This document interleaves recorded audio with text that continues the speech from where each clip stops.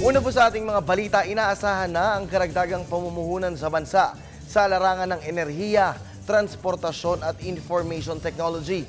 Ito po sa pagpapakita ng interes na mamuhunan sa Pilipinas ang ilang malalaking kumpanya sa bansang Spain.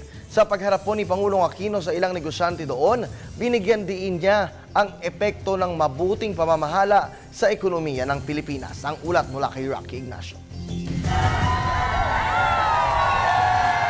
Sa kanyang pagdating sa Madrid, Spain, agad nagbigay pugay at nag-alay ng bulaklak si Pangulo Aquino sa dambana ng pambansang bayani na si Dr. Jose Rizal sa Avenida Islas, Filipinas. Replika ito ng bantayog ni Rizal sa luneta na itinayo taong 1996 bilang pakilala sa pag-aaral nito sa Universidad de Madrid na Medicina noong 1882. Dito pa lamang sinalubong na ang Pangulo ng mga Pilipinong sabik na makita ang leader ng bansa.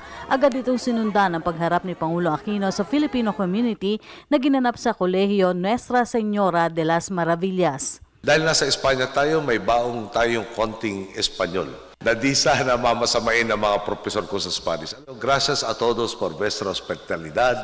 Hospitalidad nga pala, isuporta. 86 na aktibidad at pulong ang gagawin ng Pangulo sa pagdalaw sa Europa at Amerika, pero prioridad nitong makita ang kalagayan ng mga Pilipino sa ibayong dagat.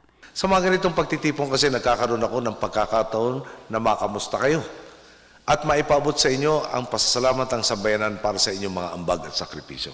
Ibinida kasi ng Pangulo sa Filipino community ang malaking pagbabago sa Pilipinas mula sa bagong gusalit kalsada, iba na anya ang sistema ng nagbibigay daan sa may potensyal at maunlad na ekonomiya ng Pilipinas. Katulad anya ng finals ng FIBA sa Espanya, marami anyang nagulat sa galing ng Gilas Pilipinas team.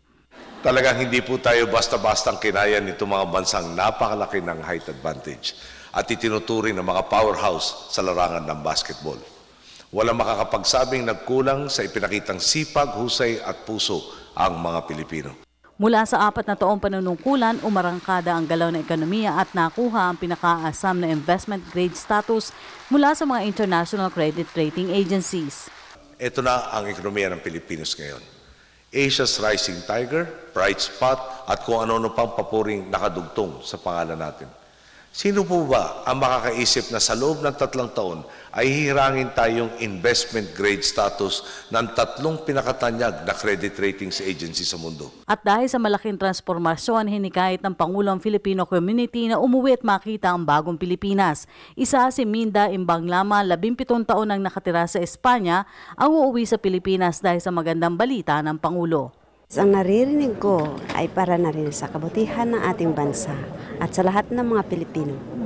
So, kayo po ba'y naengganyo bumalik sa Pilipinas? Opo, por cierto, babalik din po kami.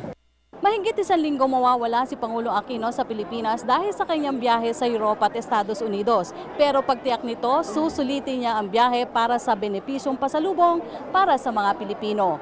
Para sa Telebisyon ng Bayan, Rocky Ignacio, Madrid, Spain.